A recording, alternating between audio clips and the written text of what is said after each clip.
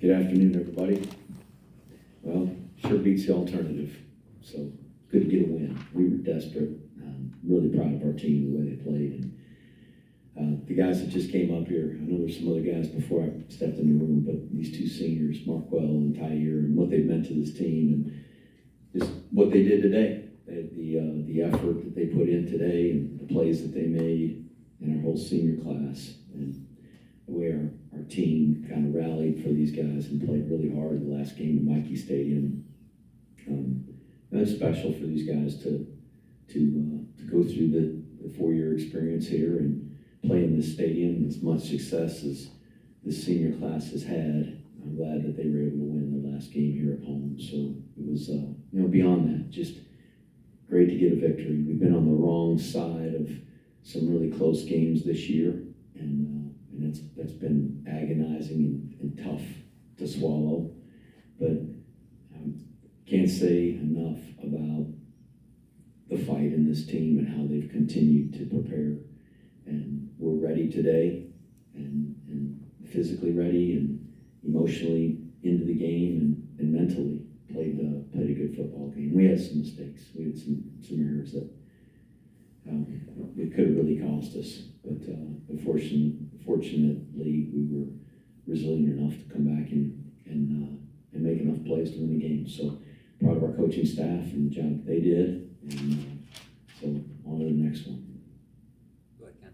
Coach Ken Kraetzer, CaMVetsMedia. You talked during the week about how well the defense had played the last couple of games, and being able to produce the 2 goal line stands in the early portion of the game, first quarter. What did you see allowing that to happen, allowing them to make those 2 stops? I think they just grit and toughness and the desire to make a play and to execute, to beat a block. You got to use fundamentals. You got to be playing the right gap, and you got to fit the run where it's designed for you to fit on defense. They had a play action pass down there, and the guy was kind of falling down, and I think Markwell was the one that recovered and kind of knocked the ball out of there. We were fortunate to make a play there. We got a little pressure on him. But our guys just were tough. They just were gritty, and I thought the second one in particular, to stop them down there on 4th down and not get a touchdown. The first one, obviously, we got the field goal, but just really, really proud of those guys. So Coach Woody does a good job, as does our staff, and had the right guys in there.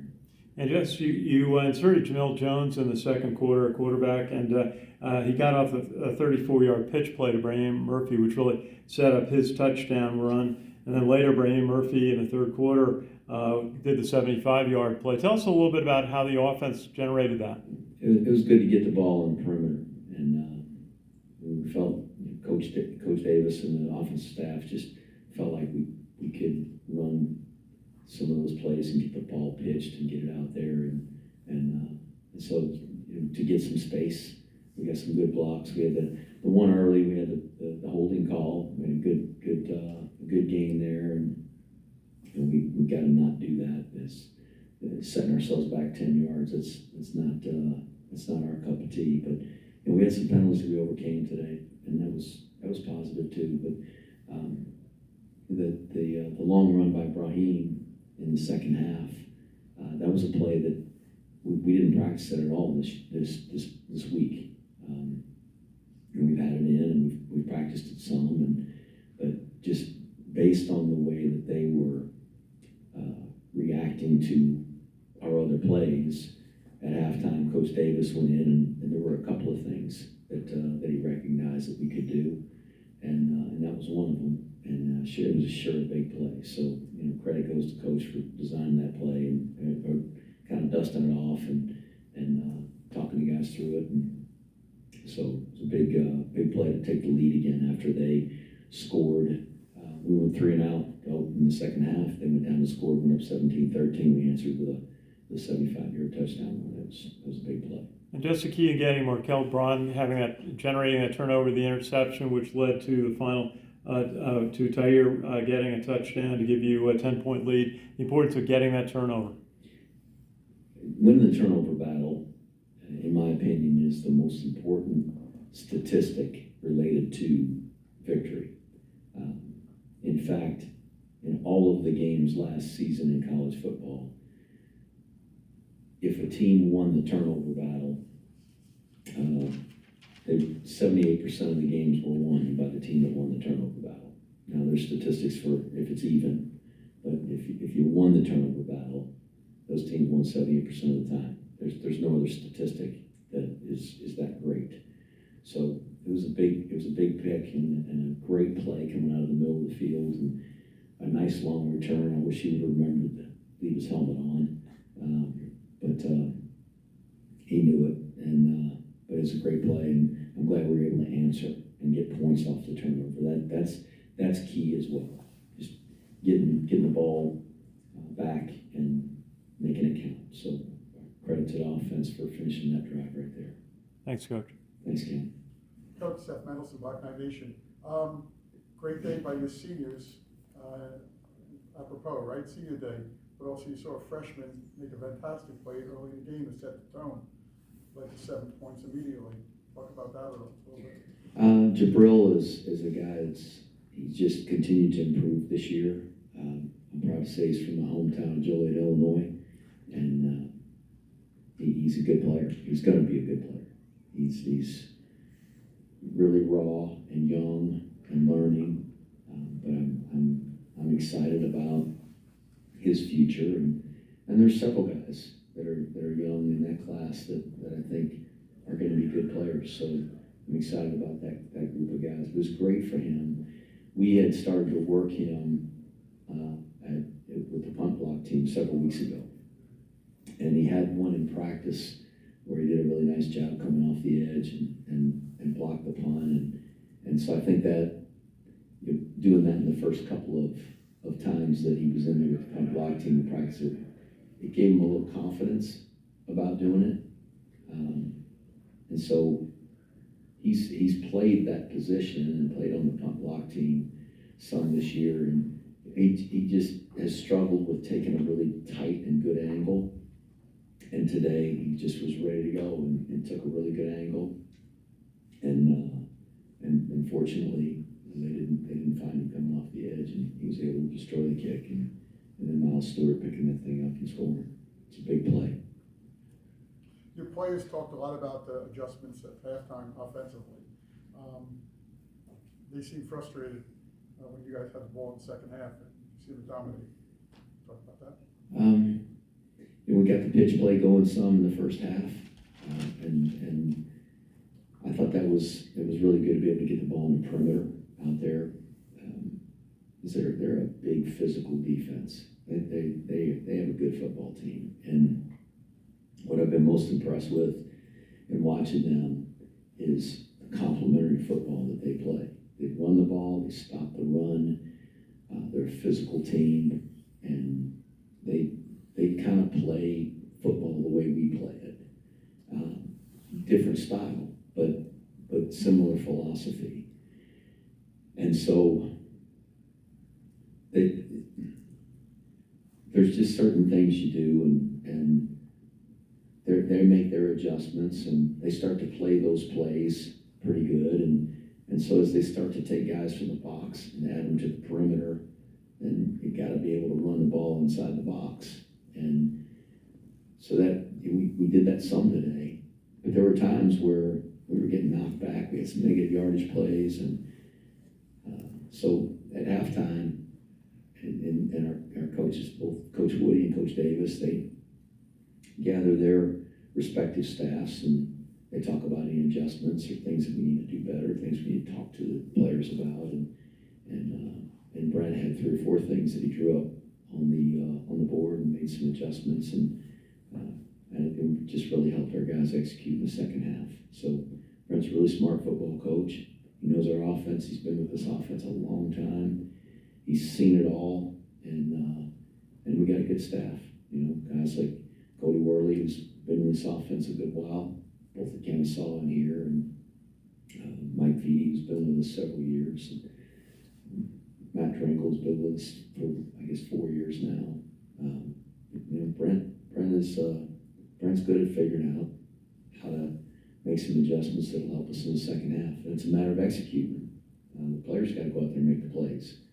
But it's our job to put them in position and give them the best chance. So, you know, everything didn't work. We didn't just rip through them on a 75-yard run every single play. They made some plays too and made us punt in the second half, but the adjustments were helpful and really it was what we needed to be able to finish that game out. Thank you. Go ahead, Sal. Hey, Coach, can you, I don't know if there was enough words to describe it, can you put the words, what Markel means to this team, and, on the field, off the field, just, can you put that into words? Certainly the way he plays, he makes plays, but he plays very passionately and a lot of emotion, and I think that helps drive our team. When you've got a leader like that plays with that kind of effort, emotion, and passion, it's infectious, and people want to follow that leader. He leads in a similar way off the field. He cares deeply about this team, and he's extremely competitive, and that's apparent all the time. Whether we're in a workout in the weight room or at practice, he's passionate about this team and helping this team and trying to draw the best out of everybody, all of his teammates. So a guy like that, and just the dynamic leadership skills that he possesses, it's hard to describe. There are certain guys like that stand out. And we got a lot of really good leaders, but he stands out certainly among the guys we've got here. And just an incredible young man. He's the kind of guy you'd hope would be your son, the kind of guy you'd want to hire and keep in your company, the kind of guy you'd want on your team. So just an incredible young man. But I was just saying to my wife, who was sitting in here at the press conference listening to Tiger talk, and I said to her, I said, that guy's pretty good behind the microphone, isn't he? And I said, there's a lot of places that they'd be having press conferences today, and guys would talk about themselves and take credit, and these guys they defer the credit to their teammates and coaches, and it's just incredible the selflessness that they have and the team spirit that they have. Both those guys mean a lot to our team, but they come in here plenty after games, and I don't know that they ever talk about themselves. They don't talk negatively about the other teams that we play. They just talk positively about this team, and so Markwell's like that, and he's just like that all the time. He's just positive and got a tremendous spirit and energy about him. Connor, go to Zoom quick. Hey, Joe, you can start. Hey, Coach Monken, congratulations on the win. When I was speaking with Markwell, mentioned the fact that you guys had been close the last couple of weeks, and there would just be a mistake here, a turnover, or a key penalty at a bad time or whatever. And it seemed like today, for the first time in a while, the team put it all together. Do you think that you've got some momentum and things are working the right way? Obviously, there's always things you can correct in every game, but do you think this was a pretty complete game by the team overall? We probably played as good collectively as we have in a good while. There's things that we've got to improve. The defense made two really good stops.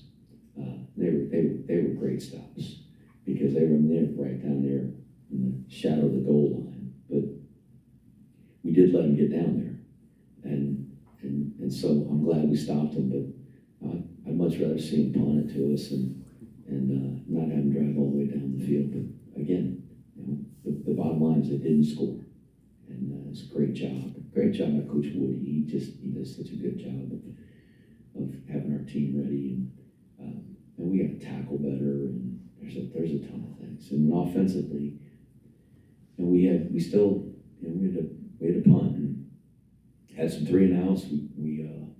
We scored there at the last drive of the first half and came out and won 3 and out. And we just got to be able to double up, and it's what Coach Davis talked to those guys about, is doubling up. And it's what we did against UTSA. If you recall, we had a long drive and went ahead 21-14 at the opening second half kickoff, drove down with 28-14. And those are big plays when you can do that. So it was a great answer after they went up 17-13. Again, like to not go 3 and out. It happens sometimes. Sometimes you got to punt. It pains me to send the punt team on the field every time I do, but sometimes you got to punt. And fortunately, we turned around and got another score and put some scoring drives together. The turnover by Markwell was huge to be able to go up. We were up 10 points, and to get that score and go up 17, up more than 2 scores, was a big turn of events in the game, because there was still plenty of time. Being up 10 points, there's still plenty of time for UConn to win the football game, and that was big. And obviously the kick block on our part, unfortunately, we got one blocked against us today. Those can be very, very costly.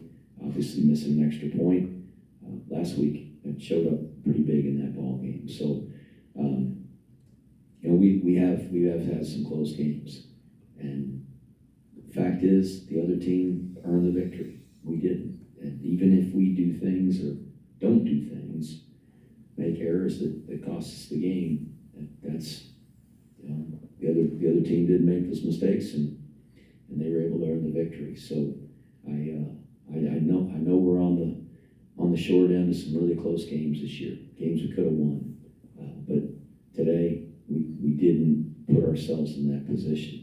We got a lead, we held the lead, and we did what we needed to finish it off, and that was really important for our team. And hopefully that's something that will give them confidence. It certainly should. Yeah, my follow-up final question on the pump block. Anything that you or Coach Saturnio saw on film that was able to help you exploit that?